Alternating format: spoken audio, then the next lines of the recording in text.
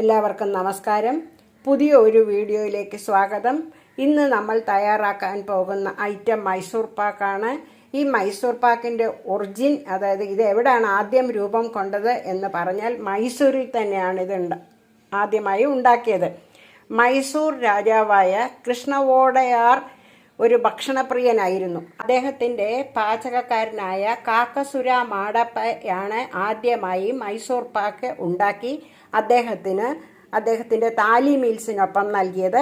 ആ രീതിയിലാണ് ഈ മൈസൂർ പാക്ക് നമ്മളിപ്പോൾ തയ്യാറാക്കാൻ പോകുന്നത്. വരൂ വീഡിയോയിലേക്ക് പോകാം. പാത്രത്തിൻ്റെ അളവിലാണ് ഞാൻ എടുത്തിരിക്കുന്നത്. ഇത് ഒരു പാത്രം കടലമാവ്.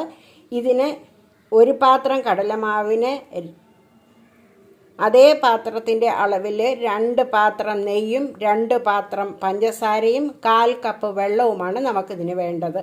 അപ്പം നമുക്ക് ആദ്യം ഒന്ന് ചെറുതായി റോസ്റ്റാക്കി എടുക്കാം. ഈ കടലമാവ് അടുപ്പിൽ വെച്ചു, ചൂടായി കഴിഞ്ഞു. അതിനുശേഷം നമുക്ക് ഈ കടലമാവ് ഇട്ട് കൊടുത്ത് ഒരു 3 മിനിറ്റ് ഫ്രൈ ആക്കി എടുക്കാം. 3 മിനിറ്റ് ആയി കഴിഞ്ഞു. നമ്മൾ തീ ഓഫ് ചെയ്ത് അപ്പോൾ തന്നെ ഈ കടലമാവ് വേറൊരു പാത്രത്തിലേക്ക് ഇട്ട് കൊടുക്കണം. 1/2 കപ്പ് വെള്ളം ഒഴിച്ചു കൊടുക്കാം. അവിടുത്തെ പാത്രത്തിൻ്റെ അളവിൽ 2 പാത്രം പഞ്ചസാരയും കൂടി ഈ വെള്ളത്തിലേക്ക് ഇട്ട് കൊടുക്കാം. ആദ്യം ഒരു പാത്രം നെയ്യ് ഒഴിച്ച് കൊടുത്തു കഴിഞ്ഞു. വീണ്ടും അതേ അളവിൽ തന്നെ ഒന്നും കൂടി നെയ്യ് ഒഴിച്ച് ഒന്ന് ചൂടാക്കി എടുക്കാം. മൈസൂർ പാക്ക് ഒഴിക്കുന്ന ട്രേയിലേക്ക് കുറച്ച് നെയ്യ് ഒഴിച്ച് കൊടുത്തു കഴിഞ്ഞു. അത് കൈകൊണ്ട് നന്നായി ഇതേപോലെ ചുറ്റിച്ചെടുക്കണം, എല്ലായിടവും ഒരേപോലെ വരുന്ന പോലെ. നെയ്യ് ചെറുതായി ചൂടായി കഴിഞ്ഞു. ഈ ചൂടായ നെയ്യ് നമ്മളുടെ കടലമാവിലേക്ക് ഒഴിച്ചു കൊടുക്കാം. ഒരു 2-3 തവി ഒഴിച്ചു കൊടുത്ത് നന്നായി നമുക്കൊന്ന് ഇളക്കണം, കട്ടയില്ലാതെ. ഇതേപോലെ കട്ടയില്ലാതെ വേണം ഇളക്കിയെടുക്കാൻ.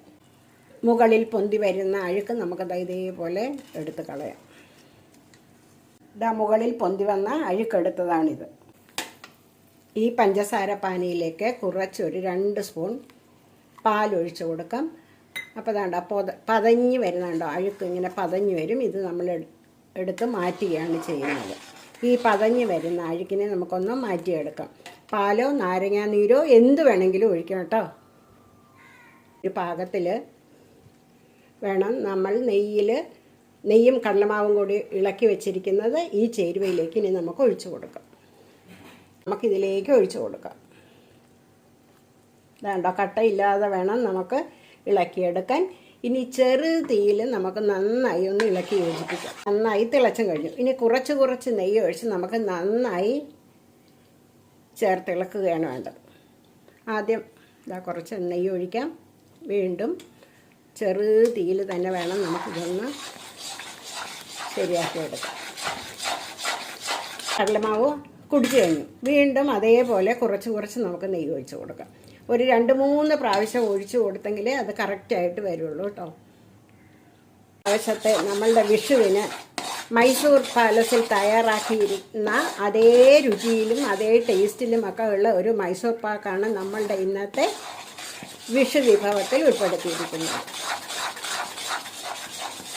പാകമായി വരുന്നുണ്ട്. അളവുകൾ എപ്പോഴും കറക്റ്റായിരിക്കണം കേട്ടോ. കൂടുതൽ വെള്ളം കൂടിയാലും കുഴപ്പമാണ്, നെയ്യ് കൂടിയാലും കുറഞ്ഞാലും എല്ലാം പ്രശ്നമാണ് കേട്ടോ. ഈ ഒരു പാകത്തിലായാൽ നമ്മൾക്ക് കറക്റ്റായിട്ട് പെർഫെക്റ്റായിട്ട് മൈസൂർ പാക്ക് തയ്യാറാക്കിയെടുക്കാം. ഇതിൽ നിന്ന് കക്കി വരാൻ തുടങ്ങിക്കഴിഞ്ഞു. ഇളക്കുമ്പോൾ വേണ്ടോ ഒട്ടും അടിയിൽ പിടിക്കാതെ ഒറ്റ ചേരുവയായിട്ട് വന്നു കഴിഞ്ഞു. ഇനി നമുക്കൊരു പ്ലേറ്റിലേക്ക് ഇട്ട് കൊടുക്കാം.